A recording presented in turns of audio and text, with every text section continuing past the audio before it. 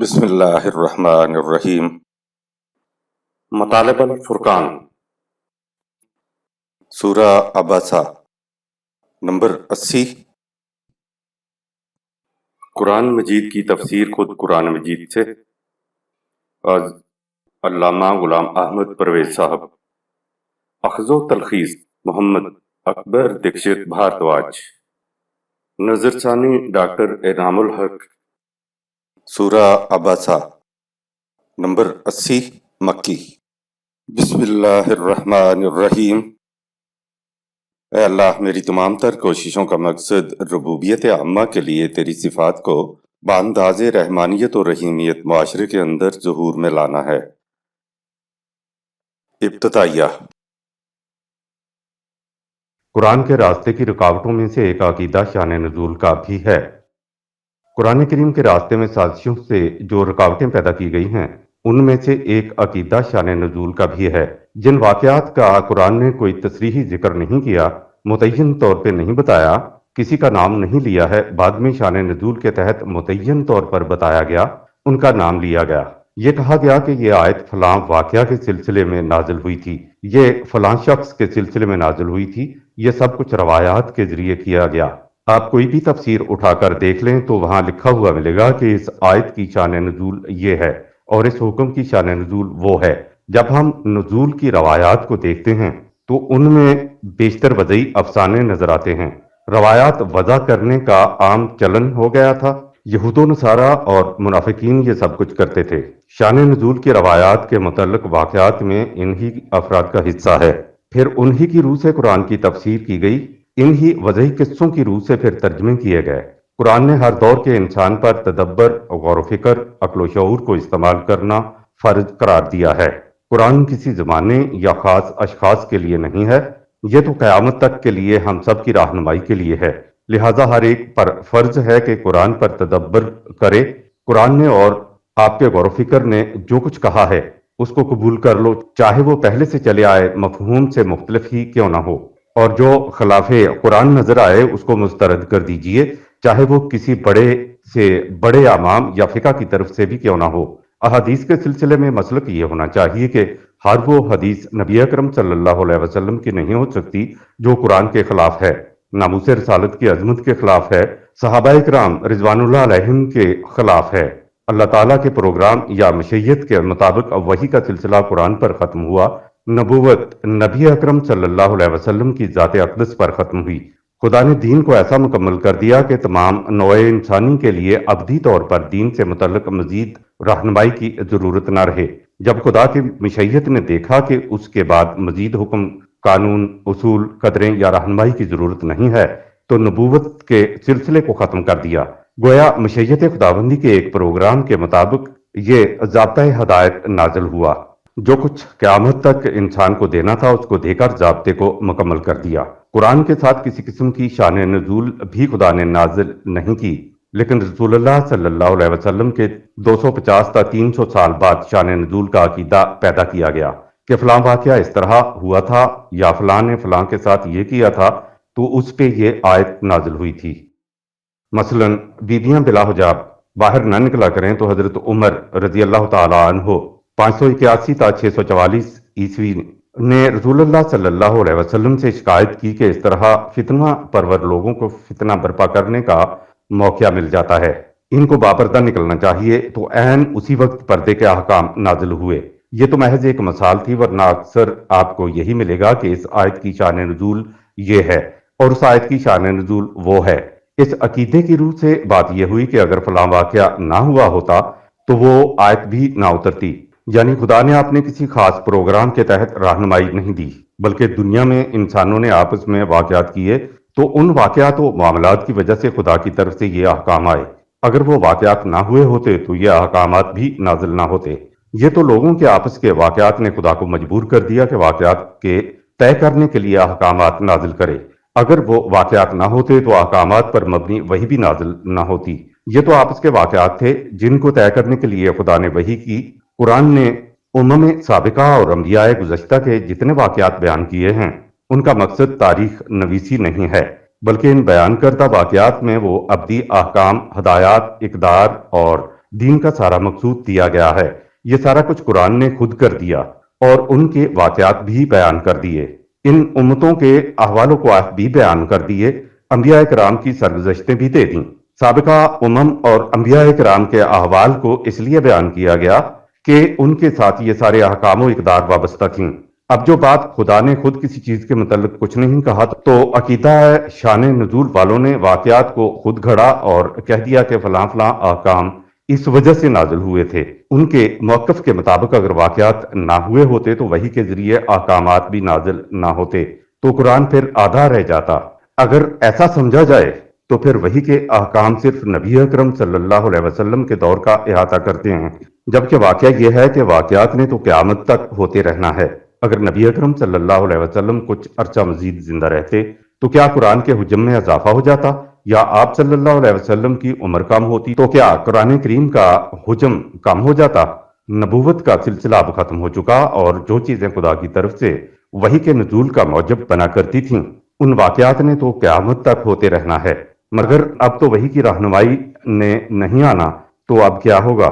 یہ ایک بہت بڑا سوال ہے۔ سازشوں کی گنجائش نکالنے کے لیے عقیدہ شان نزول بہت بعد میں گھڑا گیا۔ عقیدہ شان نزول نے قرآن، وحی کا مقصد، دین کی اکملیت، ختم نبوت پر یہ اثر ڈالا کہ جو قرآن میں رہنمائی ہے اس کو رسول اللہ صلی اللہ علیہ وسلم کے دور میں واقع ہونے والے واقعات تک محدود کر کے رکھ دیا۔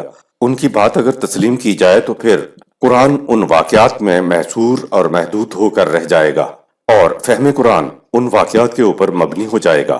یہ واقعات قرآن میں نہیں بلکہ رسول اللہ صلی اللہ علیہ وسلم کے 200 تا 250 سال بعد روایات کے جامعین کی کتابوں میں درج ہیں، اور یہ جامعین سارے کے سارے ایرانی تھے۔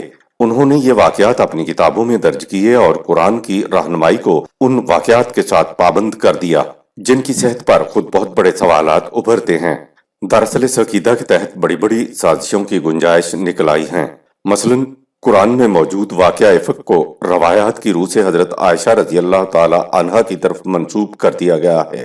افق کے معنی ہے کسی کے خلاف تہمت لگانا، لہٰذا لفظ افق سے یہ معلوم ہوا کہ کوئی جھوٹا واقعہ تھا۔ قرآن نے کسی کا نام نہیں لیا تو پھر اس کو حضرت عائشہ رضی اللہ تعالی عنہا سے کیوں منسوب کیا گیا؟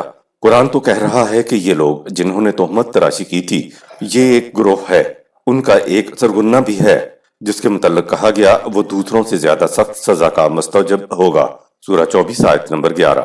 اب اگلی ہی آیت میں جو رہنمائی قرآن نے دینا تھی وہ آئی کہ جب کوئی خبر تم تک آئے تو اس پہ اعتماد نہ کر لیا کرو اور نہ ہی اسے آگے پھیلایا کرو، اس کی تحقیق کرنے کے لیے حکومت کے متعلقہ آفیسر کی طرف اس کو بھیج دیا کرو تاکہ وہ تحقیق کرے، خود خبر کو لے کر نہ دوڑ پڑا کرو، اس سے معاشرے میں فتنہ پھیلتا ہے۔ سورہ 24 آیت 12۔ یہ احکام قرآن میں موجود ہیں۔ واقعہ افق کی اگلی آیت میں ہے کہ جب تم نے اس بات کو سنا تھا تو تم نے مومن مردوں اور مومن عورتوں کا سا طرز عمل کیوں نہ اختیار کیا اور اپنے لوگوں کے متعلق جن کے خلاف یہ بات کہی جا رہی تھی حسن ظن سے کام کیوں نہ لیا؟ پہلے رد عمل کے طور پر لوگوں سے کہہ دیتے کہ یہ تو صریح تہمت نظر آتی ہے۔ سورہ 24 آیت 12۔ اس سے آگے ہے کہ جب تم نے اسے سنا تھا تو تمہیں کہنا چاہیے تھا کہ ہمارے لیے قطعاً یہ زیبا نہیں کہ ہم یوں ہی اس چیز کو پھیلا دیں کہ سنی اور لے دوڑیں۔ سورہ 24 آیت 16۔ اس کے برعکس تمہیں کہنا چاہیے تھا کہ یوں تو معصوم خدا کی ذات ہے لیکن یہ سراسر بہتان نظر آتا ہے۔ سورہ 24 آیت 16۔ یہ آیات ہیں اور ان آیات میں کسی خاتون کا ذکر نہیں ہے۔ مقصد ان آیات کا وہ ابدی اصول و احکام ہیں جو ان میں دے دیے گئے ہیں۔ دیکھا آپ نے کہ نام کی قطعاً ضرورت محسوس نہیں ہو رہی، ہمیں تو بس ابدی اصول و احکام سے سروکار رکھنا چاہیے۔ تہمت لگنے کے بعد حضرت عائشہ رضی اللہ تعالی عنہا کی وضعی روایات کی روح سے کیفیت اور رسول اللہ صلی اللہ علیہ وسلم کا اسوہ مبارک۔ روایات کے مطابق تہمت لگنے کے بعد حضرت عائشہ رضی اللہ تعالی عنہا بیمار ہو کر بالکل قریب المرگ ہو گئیں۔ حضرت عائشہ رضی اللہ تعالی عنہا کہتی ہیں کہ میری عصمت کی گواہی خود خدا نے دی ہے، اور رسول اللہ صلی اللہ علیہ وسلم سے شکایت کی کہ تم نے تو یقین کر لینے میں کوئی کسر نہ چھوڑی تھی۔ یہ افسانہ بڑی تفصیل سے روایات میں درج ہے۔ آپ دیکھیں افسانہ نگار حضرت عائشہ رضی اللہ تعالی عنہا کے خلاف ایک بہتان تراشتا ہے، لیکن یہ نہیں سوچا کہ اس سے رسول اللہ صلی اللہ علیہ وسلم کے متعلق کیسا تصور قائم ہوتا ہے۔ قرآن میں ہے کہ جب ایسی کوئی خبر آئے تو تمہارا پہلا رد عمل یہ ہونا چاہیے کہ یہ تو بہتان عظیم ہے، اور اس کے بعد تحقیق کیا کرو۔ لیکن رسول اللہ صلی اللہ علیہ وسلم تحقیق نہیں کر رہے ہیں، بلکہ تہمت پر یقین کر کے حضرت عائشہ رضی اللہ تعالی عنہا کو میکے بھیج دیتے ہیں۔ قرآن نے سورہ نور میں تہمت تراشنے والوں سے کہا کہ 4 گواہ لاؤ، وہ ایسا نہ کر سکیں تو ان کو سزا دو۔ بہتان کے بارے میں یہ احکام قرآن میں موجود ہیں، مگر رسول اللہ صلی اللہ علیہ وسلم روایات کے مطابق احکام 4 گواہ کی تعمیل نہیں کرتے۔ اس کے بعد یہ سوچ لیجئے کہ یہ سازشی افسانہ نگار آپ کو کس نتیجے پر پہنچانا چاہتا ہے کہ معاذ اللہ بیوی سے متعلق ایسا ہی ہوا تھا۔ روایات کے مطابق رسول اللہ صلی اللہ علیہ وسلم نے یہ کہنے کی ضرورت بھی نہ سمجھی کہ یہ بہتان ہے، اور نہ ہی تحقیق کی ضرورت محسوس کی۔ افسانہ نگار نے سوچا ہی نہیں کہ نشتر کی زد محمد صلی اللہ علیہ وسلم پر پڑ رہی ہے۔ حضرت عائشہ رضی اللہ تعالی عنہا 1 ماہ تک روتی رہیں، اور اس عرصہ میں تحقیق نہیں کرائی گئی۔ اب حضور صلی اللہ علیہ وسلم کا اسوہ حسنہ ہمارے لیے تو قیامت تک کے لیے ایک نمونہ ہے۔ ان روایات کی روح سے ہمارے سامنے کیا اسوہ سامنے آتا ہے کہ جب تہمت تراشی ہو تو قرآن کہہ رہا ہے کہ پہلے رد عمل کے طور پر اس کو بہتان عظیم کہو اور پھر تحقیق کرو۔ لیکن بخاری نے اسوہ حسنہ وہ بیان کیا جو اوپر درج ہوا، یعنی کوئی تحقیق نہیں، کوئی پوچھ گچھ نہیں، اور بیوی کو میکے بھیج دو۔ ایک اور مشکل یہ آ گئی کہ رسول اللہ صلی اللہ علیہ وسلم نے تو واقعہ کو وحی کے ذریعے جھوٹا جانا، اب ہم پر تو وحی آئے گی نہیں، لہٰذا اب ہم نے بیوی کو میکے بھیجا تو وہ تو گئی، اس کی عصمت کی گواہی کہاں سے آئے گی؟ دیکھ لیا آپ نے، شان نزول میں اس قسم کے افسانے بیان کیے ہوئے ہیں۔ افسانہ نگار مسلمان ہوتے تو کیا وہ ایسی مذموم روایات گھڑتے؟ افسانہ نگاروں کو احساس نہیں ہوا کہ ناموس رسالت کسے کہتے ہیں۔ حضرت عائشہ رضی اللہ تعالی عنہا ام المومنین ہیں، انہیں اپنی ماں کے متعلق خیال نہیں آیا کہ ہم کیا کہہ رہے ہیں اور قرآن نے کیا کہا ہوا ہے کہ تمہارا رد عمل یہ ہونا چاہیے کہ یہ تو سراسر بہتان ہے۔ قرآن نے تحقیق کرنے کا حکم دیا، گواہ مانگے، اور یہ کہ جب تک جرم ثابت نہ ہو جائے ملزم بری الذمہ ہوتا ہے۔ روایات کی روح سے رسول اللہ صلی اللہ علیہ وسلم نے اس قسم کا کوئی کام نہیں کیا۔ افسانہ نگار نے حضرت عائشہ رضی اللہ تعالی عنہا کی عظمت برقرار رکھی کہ خدا نے وحی کے ذریعے آپ کی بریت بھیج دی، لیکن رسول اللہ صلی اللہ علیہ وسلم کے متعلق آپ کے دل میں کیا خیالات گزر رہے ہیں؟ رسول اللہ صلی اللہ علیہ وسلم کی شان کو کم کرنے کے لیے ایسی روایات گھڑی گئیں۔ یوں تو نبی اکرم صلی اللہ علیہ وسلم کی شان کو گھٹانے والی بہت سی روایات ہیں، لیکن صرف ایک اور مثال لیجئے۔ حضرت زینب رضی اللہ تعالی عنہا محمد صلی اللہ علیہ وسلم کی پھوپھی ذات بہن ہیں، وہ بچپن سے جوانی تک حضور صلی اللہ علیہ وسلم کے سامنے رہیں۔ آپ صلی اللہ علیہ وسلم نے خود ہی اپنے آزاد کردہ غلام سے ان کی شادی کرائی، کیونکہ آپ صلی اللہ علیہ وسلم اس شادی سے مساوات انسانیہ کا ایک نمونہ پیش کرنا چاہتے تھے۔ شادی نبھ نہ سکی، ایسا ہوتا رہتا ہے، حتیٰ کہ حضرت زید بن ثابت طلاق دینے پر آمادہ ہو جاتے ہیں۔ سورہ 33 آیت 37۔ قرآن میں ہے کہ نبی اکرم صلی اللہ علیہ وسلم نے حضرت زید رضی اللہ تعالی عنہ سے کہا کہ طلاق نہ دو۔ آپ صلی اللہ علیہ وسلم نہیں چاہتے تھے کہ مساوات انسانیہ کا نمونہ پیش کرنے والی کوشش ناکام ہو جائے۔ قرآن میں ہے کہ آپ صلی اللہ علیہ وسلم زید رضی اللہ تعالی عنہ سے کہہ رہے تھے کہ طلاق نہ دو۔ قرآن میں ہے کہ زید رضی اللہ تعالی عنہ نے طلاق دے دی۔ حضرت زینب رضی اللہ تعالی عنہا پہ اتنا صدمہ گزرا تھا کہ اس کی تلافی کے لیے نبی اکرم صلی اللہ علیہ وسلم نے خود ان سے نکاح کر لیا۔ سورۃ الاحزاب کی آیات کے شان نزول کے تحت روایات میں لکھا ہوا ہے کہ حضرت زید سے شادی کے بعد ایک دن نبی اکرم صلی اللہ علیہ وسلم حضرت زید رضی اللہ تعالی عنہ کے گھر گئے۔ زید گھر پر نہیں تھے، ان کی بیوی حضرت زینب رضی اللہ تعالی عنہا نے دروازہ کھولا، وہ سامنے آئیں۔ حضور صلی اللہ علیہ وسلم معاذ اللہ ان کے حسن کو دیکھ کر فریفتہ ہو گئے۔ حضرت زینب رضی اللہ تعالی عنہا بچپن سے جوانی تک سامنے رہیں، خود شادی کرائی، لیکن روایات ایسے کہتی ہیں کہ جیسے آپ صلی اللہ علیہ وسلم کسی غیر کے گھر میں گئے اور فریفتہ ہو گئے۔ آگے لکھا ہے کہ اور چاہا کہ خود شادی کر لیں، اس لیے آپ صلی اللہ علیہ وسلم نے حضرت زید کو کہا کہ ان کو طلاق دے دو۔ قرآن کہہ رہا ہے کہ آپ صلی اللہ علیہ وسلم زید کو روک رہے تھے کہ طلاق نہ دینا، لیکن بخاری شریف کی شان نزول یہ کہہ رہی ہے، کیا یہ غلط کردار نبی اکرم صلی اللہ علیہ وسلم کا پیش نہیں کیا جا رہا ہے؟ جب غیر مسلم ان روایات کا حوالہ دیتے ہیں تو مسلمانوں کے جذبات مشتعل ہو جاتے ہیں، حالانکہ یہ وہی روایات ہیں جو بخاری اور مسلم میں درج ہیں، اور 1000 برس سے ہمارے علماء و فقہا انہیں سینے سے لگائے پھر رہے ہیں، لیکن ان میں سے کوئی ایک شخص بھی آگے نہیں بڑھا جو ناموس رسالت کو مجروح کرنے والی روایات کو ان مجموعوں سے نکال دے، یا کسی نے ان کو نکالنے کی بات ہی کی ہو۔ اب قرآن کو انہی روایات کی روشنی میں سمجھنے کی ہدایت کی جاتی ہے۔ آیات کا مفہوم انہی روایات کی روح سے متعین کیا جاتا ہے۔ یہ ہے شان نزول کی حقیقت۔ قرآن اپنی وضاحت کے لیے خود مکتفی ہے، اسے سمجھنے کے لیے کسی خارج از قرآن مواد کی ضرورت نہیں ہے۔ قرآن نے بڑی تحدی کے ساتھ کہا کہ ان لوگوں سے پوچھو کہ کیا خدا کی یہ کتاب تمہارے لیے کافی نہیں ہے؟ مذہبی پیشوائیت سینے پہ ہاتھ مار کے کہتی ہے کہ یہ بالکل کافی نہیں ہے، یہ مجمل ہے، یہ ناقص ہے، یہ تشنا ہے۔ اس کی کمی کو پورا کرنے کے لیے یہ روایات بتائی جاتی ہیں جو ایک دور میں خاص مقاصد کے تابع گھڑی گئی تھیں۔ قرآن کریم میں محمد صلی اللہ علیہ وسلم کے علاوہ صرف حضرت زید رضی اللہ تعالی عنہ اور ابو لہب کا نام آیا ہے۔ زید رضی اللہ تعالی عنہ سے حضور صلی اللہ علیہ وسلم نے کہا، امسک علیہ کا زوجہ کا، سورہ 33 آیت نمبر 37، طلاق نہ دو، اپنی بیوی کو بیوی بنا کر رکھو۔ لیکن شان نزول والی روایات کہتی ہیں کہ حضور صلی اللہ علیہ وسلم معاذ اللہ فریفتہ ہو گئے تھے۔ اب اگر کوئی کہتے کہ میری غیرت گوارا نہیں کرتی کہ میں حضور صلی اللہ علیہ وسلم کی طرف ان روایات کو منسوب کروں تو اس کے خلاف کفر کا فتویٰ لگا دیا جاتا ہے، کیونکہ یہ عقیدہ ہے کہ بخاری کی کسی ایک حدیث کا انکار کرنے سے انسان دائرہ اسلام سے خارج ہو جاتا ہے۔ قرآن کے خلاف روایت جاتی ہے تو جائے، ناموس رسالت داغدار ہوتی ہے تو ہوتی رہے، لیکن بخاری کی کسی روایت کو غلط نہ کہا جائے۔ کیا بخاری اور مسلم کا مقام حضور صلی اللہ علیہ وسلم سے بلند ہے؟ قرآن کو سمجھنے کے لیے دراصل روایات کی کوئی ضرورت نہیں۔ قرآن اپنے مطالب و مقصود کو واضح کرنے میں خود مکتفی ہے۔ سورج دیکھنے کے لیے کسی چراغ کی ضرورت نہیں ہوتی۔ قرآن نے خود کہا ہے کہ انسانی علم، عقل، شعور، فہم اور فراست قرآن سمجھنے کے لیے کافی ہے۔ خارج از قرآن سارا مواد وضع کردہ اضافے ہیں، حالانکہ قرآن مکمل دین ہے، نور ہے، روشنی ہے، خود مکتفی ہے۔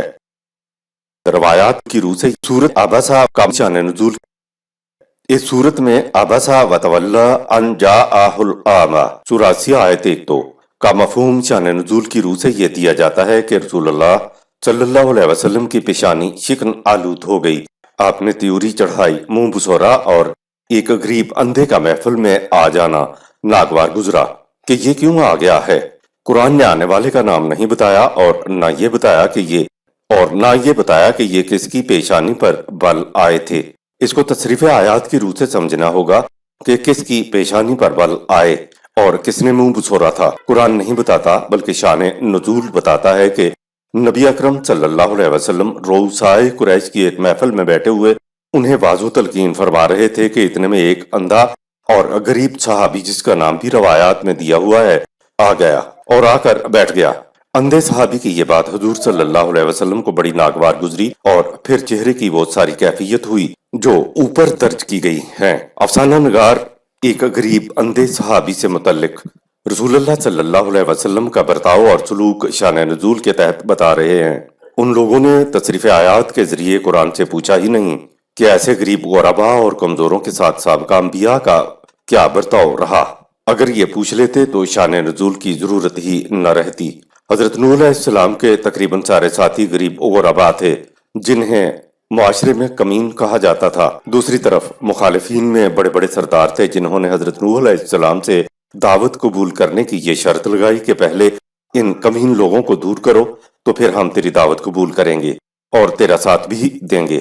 حضرت نوح علیہ السلام نے فرمایا کہ یہاں دولت، حشمت اور عزت و وقار معیار نہیں ہے، یہاں معیار ایمان اور خلوص ہے۔ جو اس طرح آئے گا وہ معزز اور مکرم ہے۔ یہ پہلا نبی تھا۔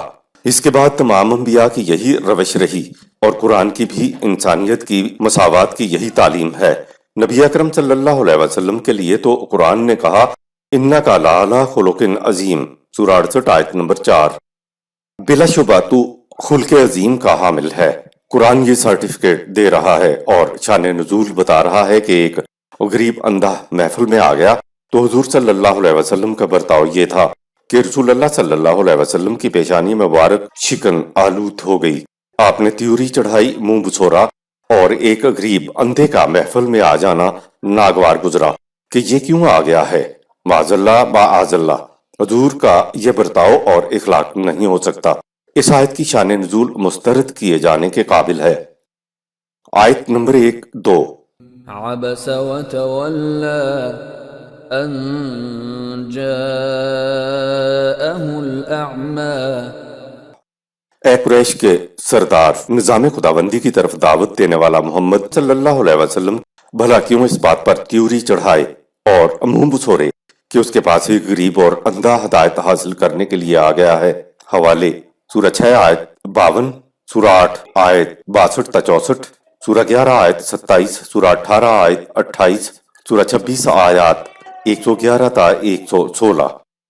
تصریف آیات کی روح سے معلوم کرتے ہیں کہ ماتھے پر تیوری کس کے چڑھی اور کس نے منہ بسورا تھا۔ مروجہ ہر تفسیر میں سورہ 80 آیات 1 تا 6 کے متعلق آپ کو ملے گا کہ رسول اللہ صلی اللہ علیہ وسلم کی پیشانی شکن آلود ہو گئی، آپ نے تیوری چڑھائی، منہ بسورا اور ایک غریب اندھے کا محفل میں آ جانا ناگوار گزرا کہ یہ کیوں آ گیا ہے۔ سورہ 80 آیات 1-2۔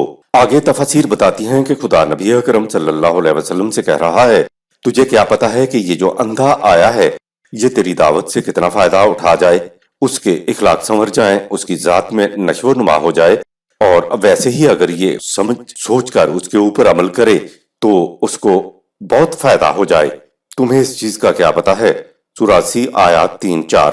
آگے تفاسیر کہتی ہیں کہ یہ سردار جو مستغنی ہیں، جو پرواہ نہیں کرتے لیکن مال و دولت والے ہیں، تو ان کے پیچھے لگا ہوا ہے کہ یہ کسی طرح سے مسلمان ہو جائے، اور یہ جو غریب آیا ہے آپ نے اس کی پرواہ نہیں کی، تمہارے ماتھے پر شکن پڑ گئے۔ آپ سمجھ رہے ہیں نا کہ یہ کس ذات اقدس کے متعلق کہا جا رہا ہے۔ قرآن نے آنے والے کا نام نہیں بتایا اور نہ یہ بتایا کہ یہ کس کی پیشانی پر بل آئے تھے۔ اس کو تصریف آیات کی روح سے سمجھنا ہوگا کہ کس کی پیشانی پر بل آئے اور کس نے منہ بسورا تھا۔ روایات بتاتی ہیں کہ نبی اکرم صلی اللہ علیہ وسلم رؤسائے قریش کی ایک محفل میں بیٹھے ہوئے انہیں واضح و تلقین فرما رہے تھے۔ اتنے میں ایک اندھا اور غریب صحابی جس کا نام بھی روایات میں دیا ہوا ہے آ گیا اور آ کر بیٹھ گیا۔ اندھے صحابی کی یہ بات حضور صلی اللہ علیہ وسلم کو بڑی ناگوار گزری، اور پھر چہرے کی وہ ساری کیفیت ہوئی جو اوپر درج کی گئی ہے۔ یہ لوگ ایک غریب اندھے صحابی سے متعلق رسول اللہ صلی اللہ علیہ وسلم کا برتاؤ شان نزول کے تحت بتا رہے ہیں۔ سلسلہ رشد و ہدایت حضرت نوح علیہ السلام سے شروع ہوا اور نبی اکرم صلی اللہ علیہ وسلم پر ختم ہوا۔ قرآن پر غور کرنے سے معلوم ہوتا ہے کہ خدا کے دین کی مخالفت مترفین یعنی مال و دولت رکھنے والے سرداروں نے کی، اور جنہیں عام طور پر چھوٹے لوگ کہا جاتا ہے یعنی غریب، انہوں نے اللہ کے دین پر سب سے پہلے لبیک کہا۔ اگلی بات یہ سمجھ میں آتی ہے کہ مترفین کا سرداروں کا وقت کے نبی سے سب سے پہلا مطالبہ یہ ہوتا تھا کہ ان پست اور غریبوں کو اپنے پاس سے ہٹاؤ تو ہم آپ کا ساتھ دیں گے، کیونکہ یہ نہیں ہو سکتا کہ یہ کمین لوگ ہمارے برابر بیٹھ جائیں۔ تیسری بات یہ سامنے آتی ہے کہ خدا نے انبیاء سے کہلوایا کہ میری اس دعوت میں تو مساوات انسانیہ ہے، یہاں مال و دولت سے کوئی غرض نہیں، اور یہ کہ مجھے اس سے کوئی واسطہ نہیں ہے کہ یہ لوگ کیا کام کاج کرتے ہیں۔ مجھے تو اس سے غرض ہے کہ خلوص دل سے، سلیم قلب سے میری طرف کون آتا ہے، کون میری دعوت پر غور و فکر کرتا ہے، کون اس کو قبول کرتا ہے۔ میرے نزدیک تو سب انسان یکساں ہیں۔ سارے قرآن میں یہ بات چلی آ رہی ہے۔ کیا نبی اکرم صلی اللہ علیہ وسلم کی یہ کیفیت ہوگی کہ وہ بڑے بڑے لوگوں کے پیچھے پھر رہے ہیں اور خلوص قلب کے ساتھ آنے والے اندھے صحابی کو دھتکار رہے ہیں، ماتھے پہ تیوری ڈال رہے ہیں کہ یہ ان کے پیچھے کیوں آ گیا ہے؟ یہ سوچنے کا مقام ہے۔ پہلی بات تو یہ کہ جو کچھ روایات و تفاسیر میں بتایا گیا ہے وہ قرآن کریم میں مذکور انبیاء کرام کی تلقین و تعلیم کے خلاف ہے۔ قرآن تو آپ صلی اللہ علیہ وسلم کے متعلق کہتا ہے اِنَّکَ لَعَلَىٰ خُلُقٍ عَظِیمٍ، سورہ 68 آیت نمبر 4۔ بے شک تیرا اخلاق بلند ترین ہے، لیکن روایات اور تفاسیر تو رسول اللہ صلی اللہ علیہ وسلم کا بلند اخلاق نہیں بتا رہی ہیں۔ یہ جو کچھ معاذ اللہ بتا رہی ہیں وہ نبی اکرم صلی اللہ علیہ وسلم کا اخلاق نہیں ہو سکتا۔ اب دیکھنا یہ ہے کہ جس کے ماتھے پر شکن پڑے وہ رسول اللہ صلی اللہ علیہ وسلم تو نہیں، تو پھر وہ کون ہے؟ قرآن کے مختلف مقامات میں ذکر ہے کہ قریش کے نمائندے بڑے بڑے سردار آپ صلی اللہ علیہ وسلم کے پاس آتے تھے، بحث و تمہیز بھی ہوتی تھی۔ قرآن نے یہ بھی بتایا کہ یہ لوگ مفاہمت پر بھی تیار ہوتے تھے، بلکہ حضور صلی اللہ علیہ وسلم کو مفاہمت پر تیار کرتے تھے۔ قرآن میں یہ بھی ہے کہ آپ ان کو دو ٹوک جواب دے دیا کرتے تھے۔ خدا نے بھی آپ صلی اللہ علیہ وسلم کو مفاہمت سے منع کر رکھا تھا، کیونکہ حق تو مفاہمت کر ہی نہیں سکتا۔ سورہ المدثر میں ہے کہ رسول اللہ صلی اللہ علیہ وسلم کے پاس ایک سردار آیا۔ اس کی کیفیت یہ بتائی کہ اس کے پاس مال و دولت ہے، بہت بڑا جتھا اور بہت بڑا اس کا قبیلہ بھی ہے، جس کی وجہ سے اس میں گھمنڈ، تکبر و غرور بھی ہے۔ اس کے دل میں قوانین خداوندی کے خلاف بڑی دشمنی ہے۔ حضور نے جو کچھ اس کے سامنے پیش کیا، اس نے اس پر کچھ سوچا، پھر رسول اللہ صلی اللہ علیہ وسلم کی دعوت کا اندازہ لگایا کہ اگر تسلیم کر لیا جائے تو ہماری کیا حالت ہوگی۔ اس نے جو فیصلہ کیا اس پر قرآن نے کہا کہ اس نے کیسا غلط اندازہ لگایا کہ جس سے تباہیوں اور بربادیوں کے سوا کچھ حاصل نہ ہو۔ یہ وہی فیصلہ تھا کہ سب سے پہلے ان کمین اور پست و غریب لوگوں کو اپنے پاس سے ہٹاؤ۔ اپنے فیصلے پر تنقیدی نگاہ ڈالی اور اس کے بعد ہے ثم عبس و بصر، سورہ 74 آیت نمبر 22۔ پھر اس نے ماتھے پر تیوری ڈالی اور افسردہ و تنگ نظر ہوا، یعنی منہ بسورا۔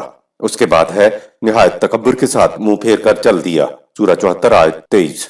تصریف آیات سے یہ معلوم ہو گیا کہ پیشانی پر شکن، تیوری چڑھانا اور منہ بسورنا رسول اللہ کی طرف سے نہیں تھا، بلکہ یہ قریش کا سردار تھا، جس کے چہرے کی ایک غریب اندھے کے آنے سے یہ کیفیت ہوئی تھی۔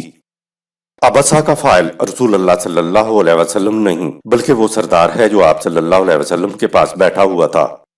قرآن بتاتا ہے کہ سرداران قریش چھوٹے لوگوں کو حقارت کی نظر سے دیکھتے تھے اور کہتے تھے هؤلاء من اللہ علیہم من بیننا، سورہ 6 آیت 52۔ اچھا یہ ہیں ہم میں سے وہ لوگ جن پر خدا نے اپنا فضل کیا ہوا ہے۔ یہ نظر آ گیا کہ وہ کیسے متکبر لوگ تھے۔ بحث اسی پر ہو رہی ہوگی۔ قرآن نے تو رسول اللہ صلی اللہ علیہ وسلم کو تلقین کی ہوئی تھی کہ یہ جو خلوص دل سے خالصتاً لوجہ اللہ اس دعوت پر لبیک کہتے ہوئے اے رسول تمہارے پاس آ گئے ہیں اور صبح و شام ہر وقت اس دعوت کو عام کرنے میں سرگرداں رہتے ہیں، ان لوگوں کے کہنے سے ان کو دھتکار نہ دینا، سورہ 6 آیت 52۔ اور آگے ہے کہ اگر تم نے ایسا کیا تو تم ظالموں میں سے ہو جاؤ گے، سورہ 6 آیت 52۔ منفی انداز میں یہ کہا گیا کہ ان کو دھتکارنا نہیں۔ ایک دوسرے مقام پر مثبت انداز سے کہا کہ اے رسول تو بھی اپنے رفقا کے ساتھ جو صبح شام ہر وقت نظام خداوندی کی دعوت کو عام کرنے میں لگے رہتے ہیں اور اپنی تمام تر توجہات کو ایک مقصد پر مرکوز رکھتے ہیں، اس پروگرام پر استقامت کے ساتھ جمع رہے۔ ایسا کبھی نہیں ہونا چاہیے کہ تو دنیاوی مفاد عاجلہ کی کشش و جاذبیت کے پیچھے لگ کر ان لوگوں سے اپنی نگاہیں پھیر لے۔ یہ مخالفین تمہیں ان رفقا سے برگشتہ کرنے کی بڑی کوشش کریں گے، سو تم کسی ایسے شخص کی بات پر کان نہ دھرنا جس کے دل پر ہمارے قوانین کی طرف سے پردے پڑ چکے ہوں اور وہ اپنے جذبات کے پیچھے لگ رہا ہو۔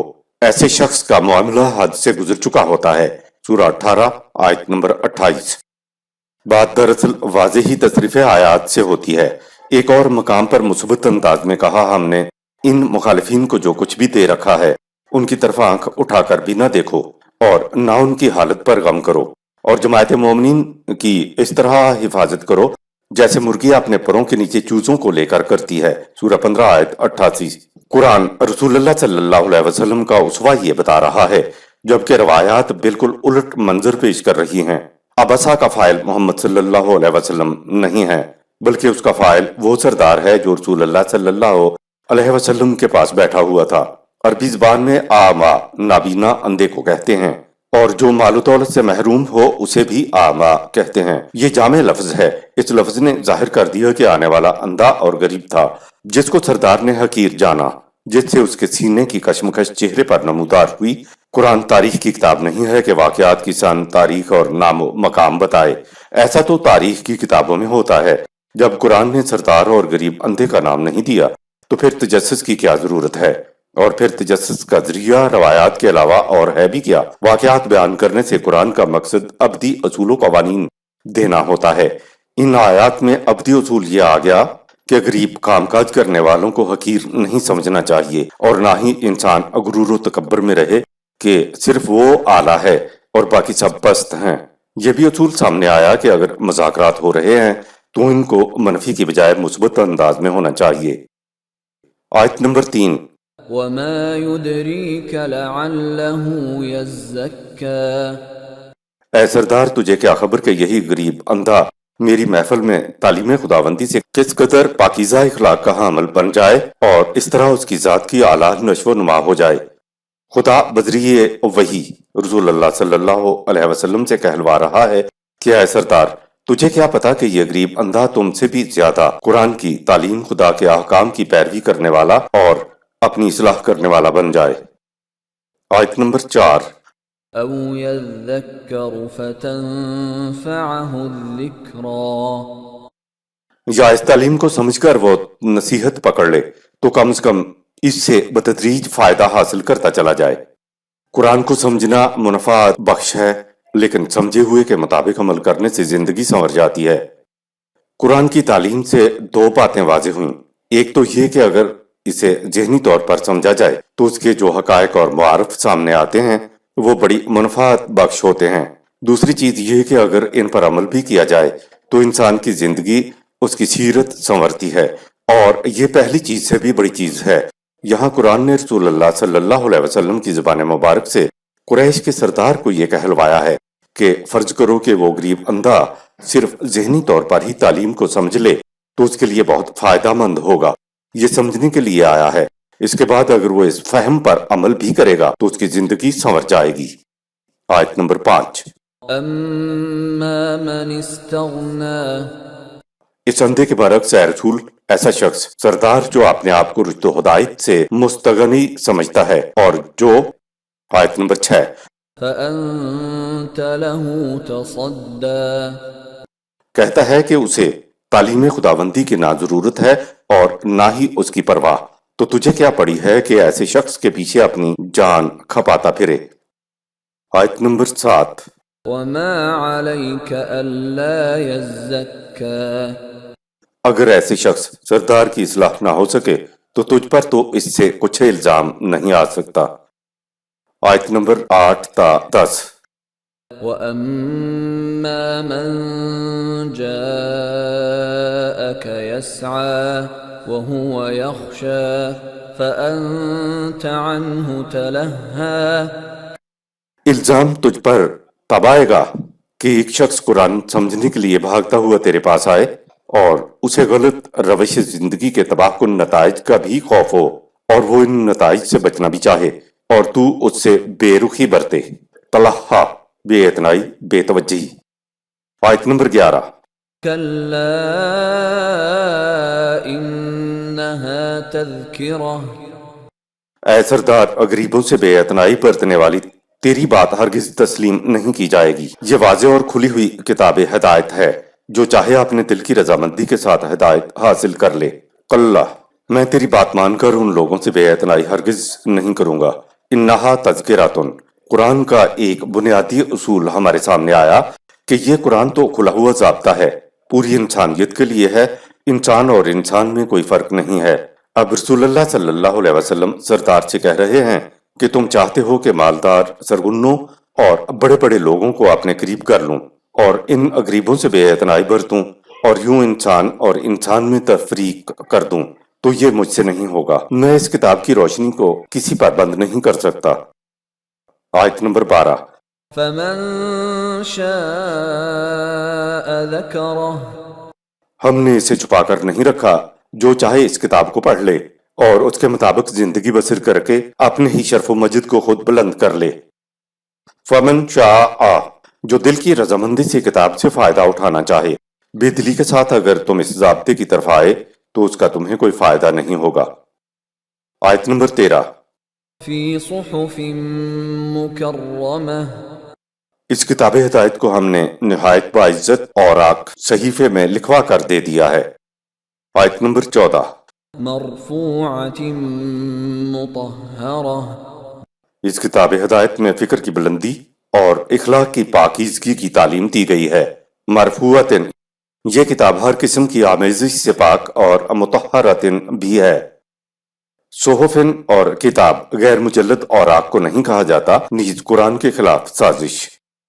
عربی میں کتاب اس وقت کہتے ہیں جب منتشر اوراق کو اکٹھا کر کے اس میں لوہے کا چھلا ڈال دیا جائے، یعنی اوراق کی جلد بندی کر لی جائے۔ الگ الگ منتشر اوراق کو صحف یا کتاب کہا ہی نہیں جاتا تھا۔ ذالک الکتاب سورہ 2 آیت 2 الفاظ پتہ دے رہے ہیں کہ قرآن رسول اللہ صلی اللہ علیہ وسلم کے دور میں مجلد تھا۔ قرآن کریم کے متعلق سازشوں سے ایک یہ بھی سازش یہ کہنا ہے کہ رسول اللہ صلی اللہ علیہ وسلم کے زمانے میں قرآن جمع ہی نہیں ہوا تھا، اور یہ کہ یہ تو ہڈیوں پر کھجور کے پتوں پر لکھا ہوا تھا، اور یہ کہ رجم کی 2 آیات صرف ایک جگہ کھجور کے پتوں پر لکھی ہوئی تھی۔ پتوں کو معاذ اللہ حضرت عائشہ رضی اللہ تعالی عنہا کی بکری کھا گئی، اور پھر وہ آیات کہیں نہیں ملی۔ یہود و نصارہ اور منافقین نے روایات گھڑ کر چکو ڈال دیے کہ صاحب حضور صلی اللہ علیہ وسلم کے زمانے میں تو قرآن کی یہ حالت تھی۔ چند روایات میں کہا گیا کہ قرآن حضرت ابوبکر صدیق رضی اللہ تعالی عنہ کے دور میں جمع ہوا۔ کچھ روایات کہتی ہیں کہ نہیں، یہ حضرت عمر رضی اللہ تعالی عنہ کے دور میں جمع ہوا۔ دیگر روایات کہتی ہیں نہیں، قرآن حضرت عثمان رضی اللہ تعالی عنہ نے جمع کیا اور ان کا جامع القرآن نام رکھ دیا۔ قرآن کو مجتبی بنانے کے لیے کتاب المصاحف کی روایات کہتی ہیں کہ جو قرآن حضرت عثمان رضی اللہ تعالی عنہ نے جمع کیا تھا اس میں بھی غلطیاں رہ گئی تھیں۔ غلطیوں سے آگاہ کیا گیا تو حضرت عثمان رضی اللہ تعالی عنہ نے کہا کہ انہیں پڑھنے والے عرب خود درست کر لیں گے۔ رسالت مآب کا فریضہ حیات قرآن دینا تھا، خدا نے اس کو جمع کرنا اور محفوظ کرنے کا فریضہ اپنے اوپر لے لیا۔ نبی اکرم صلی اللہ علیہ وسلم کا فریضہ رسالت قرآن کو محفوظ کرنا تھا۔ قرآن میں یہ ہے کہ کاتب تھے جو اس کو لکھتے تھے۔ پھر قرآن کی تاریخ یہ بتاتی ہے کہ حضور صلی اللہ علیہ وسلم کے زمانے میں مسجد نبوی کے اندر ایک امام صحیفہ ماسٹر کاپی موجود تھی۔ قرآن میں یہ ہے کہ یہ ہارن کی کھالوں پر لکھا جاتا تھا۔ اس کو کاغذ کہنے کی بجائے کرتاس کہیں گے، اور کرتاس ہارن کی کھال کا ہوتا تھا۔ نبی اکرم صلی اللہ علیہ وسلم اس لکھے ہوئے کو صحابہ کو بلا کر پڑھواتے تھے۔ اس بات کی تائید قرآن سے ملتی ہے کہ بعد میں آپ صلی اللہ علیہ وسلم نے لکھنا پڑھنا سیکھ لیا تھا، خود اس کو پڑھ کر اس کی تائید و تصدیق کیا کرتے تھے۔ صحابہ کرام رضوان اللہ علیہم امام نسخے سے نقل کرتے تھے۔ سینکڑوں ہزاروں کی تعداد میں یہ کاپیاں نقل ہوتی تھیں، تو گویا حضور صلی اللہ علیہ وسلم کی زندگی میں نسخے موجود تھے۔ خدا نے قرآن کو مکرم کہا، مرفوع کہا اور مطہر کہا۔ سورہ 80 آیات 12 تا 14، آیات 15-16۔ بِأَيْدِي سَفَرَةٍ كِرَامٍ بَرَرَةٍ۔ اس کتاب کو لکھنے والے اور اس کو آگے پھیلانے والے نہایت اعلیٰ اخلاق کے حامل اور صداقت و شرافت کے بلند ترین معیار پر پورے اترنے والے ہیں، یعنی کریم النفس اور کشادہ ظرف ہیں۔ قرآن لکھنے والوں کی خصوصیات بتائی جا رہی ہیں۔ قرآن یوں ہی مرفوعتن ہر قسم کی آمیزش سے پاک اور مطہرتن نہیں ہو گیا، بلکہ لکھنے والے سفرتن تھے۔ سفرتن سفیدی کو کہتے ہیں، یعنی بے داغ سیرت کے حامل لوگ۔ نمبر 2، لکھنے والے کرام تھے، یعنی وہ ہر قسم کی عزت و توقیر اور بلندی اور رفت کے حامل تھے، اور وہ ہر قسم کے اثرات سے آزاد تھے۔ یہ تھے ہر قسم کی عزت و توقیر اور بلندی اور رفت کے بلند ترین معیار پر پورے اترنے والے کریم النفس اور کشادہ ظرف، جن کے ہاتھوں سے خدا کہتا ہے کہ قرآن لکھا جاتا رہا۔ آیت نمبر 17۔ قُتِلَ الْإِنسَانُ مَا أَكْفَرَهُ۔ جو شخص اس قسم کی بلند اور پاکیزہ تعلیم کو ماننے سے انکار کرے تو اس سے زیادہ تباہ و برباد ہونے والا اور کون ہو سکتا ہے۔ آیت نمبر 18۔ مِنْ أَيِّ شَيْءٍ خَلَقَهُ۔ انسان کو کم از کم اپنے تخلیقی مراحل اور ہماری ربوبیت پر غور کرنا چاہیے کہ اس کی تخلیق کا آغاز کس چیز سے ہوا۔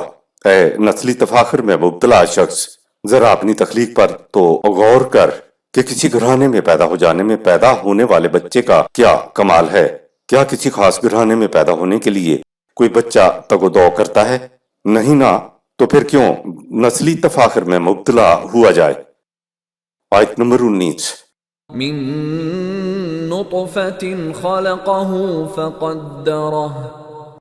مختلف مراحل کے بعد اس کی تخلیق کا آغاز نطفے سے ہوا، اس کے بعد ہم نے خاص اندازے اور پیمانے کے مطابق اس کی تشکیل کی اور اس کے لیے پیمانے مقرر کیے۔ اے نسلی تفاخر میں مبتلا شخص، ذرا اپنی تخلیق پر غور کر کہ تیری تخلیق حقیر سے نطفے سے ہوئی، تو پھر فخر کی کون سی بات ہے؟ یہ تو بذریعہ تولید تمہاری تخلیق کا آغاز ہوا ہے، آگے دیکھو کس قدر مراحل سے گزر کر نطفہ ہماری طے شدہ قدروں یعنی ہمارے قانون کے مطابق ایک مکمل انسانی بچہ شکم مادر سے باہر آتا ہے، اور سب انہی مراحل سے گزر کر دنیا میں آتے ہیں، تو ہے کہیں فخر کی کوئی بات؟ آیت نمبر 20۔ ثم السبیل یسرہ، پھر اس پر زندگی کی راہیں ذرائع علم عطا کر کے آسان کر دیں۔ سمت سبیلا یسرہ، زندگی کی راہیں آسان بنانے کی دو چیزیں ہیں۔ ایک تو خدا نے انسان کو عقل و شعور عطا کیا ہے، جس کے ذریعے انسان طبعی قوانین سے فائدہ اٹھا کر اپنی طبعی زندگی کی راہوں کو آسان بنا سکتا ہے۔ دوسری چیز خدا نے انسان کو وحی عطا کی تاکہ اس کی معاشی، معاشرتی، سیاسی و تمدنی زندگی آسان ہو جائے۔ اسی کے لیے کہا ہدینہ النجدین، سورہ 90 آیت نمبر 10۔ وحی کے ذریعے ہم نے انسان کو صحیح اور غلط دونوں راستے دکھا دیے۔ ان دونوں راستوں میں امتیاز اور تفریق کرنے کے لیے بصارت، سمع اور قلب عطا کر دیے ہیں۔ اب یہ کام انسان کا ہے کہ وہ خود فیصلہ کرے کہ اس نے کون سا راستہ اختیار کرنا ہے۔ آیت نمبر 21۔ ثم اماتہ فاقبرہ، لیکن ان میں سے اکثر کی کیفیت یہ ہوتی ہے کہ وہ ذرائع علم سے کام ہی نہیں لیتے اور مردوں کی طرح قبرستانوں میں پڑے رہتے ہیں۔ اے نسلی تفاخر میں مبتلا شخص، طبعی زندگی موت سے ختم ہو جاتی ہے اور سب کو بلا کسی امتیاز کے قبر میں اتار دیا جاتا ہے یا جلا دیا جاتا ہے۔ پیدائش تمہاری ایک جیسی، موت بھی تمہاری ایک جیسی، تو بھلا ہے کوئی بات فخر کرنے کی۔ آیت نمبر 22۔ ثم اذا شاء انشرہ، لیکن بعض لوگ قانون خداوندی کی راہ اختیار کر کے زندگی کی توانائیاں حاصل کر لیتے ہیں اور یوں قبرستان کی سی زندگی سے اٹھ کھڑے ہوتے ہیں۔ عقل اور وحی کو ہم آہنگ کر لینے سے حیات تازہ مل جاتی ہے۔ حیات تازہ افراد کو بھی ملتی ہے اور قوموں کو بھی۔ قومیں بھی ابھرتی ہیں اور زوال پذیر ہوتی ہیں۔ پھر جن اقوام میں زندہ ہونے کی صلاحیت نہیں ہوتی وہ مر جاتی ہے، لیکن جن میں زندہ ہو جانے کی صلاحیت باقی ہوتی ہے تو ان کو وحی اور عقل کو آپس میں ہم آہنگ کرنے سے حیات تازہ مل جاتی ہے۔ قرآن کہتا ہے کہ عقل و شعور اور وحی سب کو دی گئی ہے، تو پھر فخر کی کون سی بات ہے؟ آیت نمبر 23۔ کلا لما یقض ما امرہ، وحی سے منہ موڑنے والوں کی یہ حالت ہے کہ انہیں جس مقصد کے لیے پیدا کیا گیا ہے وہ اسے کبھی پورا نہیں کرتے۔ کلا لما یقض ما امرہ، جو کچھ ہم کہتے ہیں یہ انسان اسے ہرگز پورا نہیں کرتا۔ خدا کیا کہتا ہے جس کو انسان پورا نہیں کرتا؟ اس کو تصریف آیات کے ذریعے دیکھنا ہوگا کہ خدا کا امر کیا ہے۔ کہا وَيَقْطَعُونَ مَا أَمَرَ اللَّهُ بِهِ أَن يُوصَلَ، سورہ 2 آیت نمبر 27، سورہ 13 آیت نمبر 21، سورہ 13 آیت نمبر 25۔ یہ فاسقین وہ ہیں جو خدا سے باندھے پختہ عہد کو توڑ دیتے ہیں اور جس چیز انسانیت کے رشتوں کو اللہ نے جوڑنے کا حکم دیا ان کو منقطع کرتے ہیں۔ کہا یہ گیا ہے کہ پوری عالمگیر انسانیت ایک امت ہے، ایک قوم ہے، اس کو ٹکڑے ٹکڑے نہ کرو، یہ خدا کا امر ہے۔ پہلے تو قوموں قبیلے ہی ہوتے تھے، اب ایک اور بہت بڑا بت سامنے آ کھڑا ہوا ہے اور یہ ہے ملک۔ ہر ملک اپنے آپ کو ایک الگ قوم سمجھتا ہے اور اپنے ملک کے مفاد کے لیے ہر ناجائز ذریعے کو استعمال کرنے سے دریغ نہیں کرتا۔ آج ابلیسی حربے نے انسانوں کو وطن کی بنیاد پر تقسیم کر دیا ہے، لہٰذا انسان انسانیت کو ٹکڑے ٹکڑے نہ کرنے کے امر پر عمل نہیں کر رہا ہے۔ آیت نمبر 24۔ فَلْيَنظُرِ الْإِنسَانُ إِلَىٰ طَعَامِهِ، انسان کم از کم اپنی خوراک پر ہی غور کر لے۔ انسان اپنی خوراک پر غور کرے تو یہ اس نتیجے پر پہنچے گا کہ سامان زیست تمام انسانوں کے لیے خدا کی طرف سے بلا مزد و معاوضہ ملتا ہے، اس لیے اس میں بقدر ضرورت سب کا حصہ ہے۔ آیت نمبر 25۔ أَنَّا صَبَبْنَا الْمَاءَ صَبًّا، کہ خوراک پیدا کرنے کے لیے ہم نے بارش کو اپنے قانون کے مطابق خوب برسایا، سورہ 56 آیات 63 تا 73، سورہ 67 آیت 30۔ انا اور انا کا فرق۔ انا کے معنی ہیں جب خدا اپنے جمال کی اپنی رحمت کی بات کرتا ہے تو وہاں اپنے لیے انا استعمال کرتا ہے، یعنی ضمیر واحد متکلم۔ فرسٹ پرسن سنگولر پروناؤن، اور جب خدا ان چیزوں کو بیان کرتا ہے جن میں فاعل صرف خدا یا اس کے قوانین ہوتے ہیں تو انا، نا یعنی انا استعمال کرتا ہے، تو اس کے معنی ہوتے ہیں ہم۔ یہ حاکمانہ انداز ہے، یعنی ضمیر جمع متکلم، فرسٹ پرسن پلورل پروناؤن۔ انا جب کہا ہے تو بارش خدا کے قانون کے مطابق برستی ہے اور خوراک خدا کے قانون سے پیدا ہوتی ہے، اس میں انسان کی کوئی کاریگری نہیں۔ جب خوراک میں تم خدا کے محتاج ہو تو پھر فخر کی کون سی بات ہے؟ خوراک پیدا کرنے میں تمہارا صرف اتنا حصہ ہے کہ تم نے قانون زراعت کے مطابق محنت کی، باقی سب کچھ تو خدا نے یا اس کے قانون نے کیا، لہٰذا پیداوار میں تمہارا حصہ بقدر محنت ہے، باقی کو ضرورت مندوں کی طرف لوٹا دو۔ سورہ 56 آیات 63 تا 73۔ آیت نمبر 26۔ ثم شققنا الأرض شقا، زمین کو پھاڑ کر بیج میں سے کونپل ہمارے ہی قانون کے مطابق پھوٹتی ہے، انسان بیج کو کونپل میں تبدیل نہیں کر سکتا۔ آیات 27 تا 31۔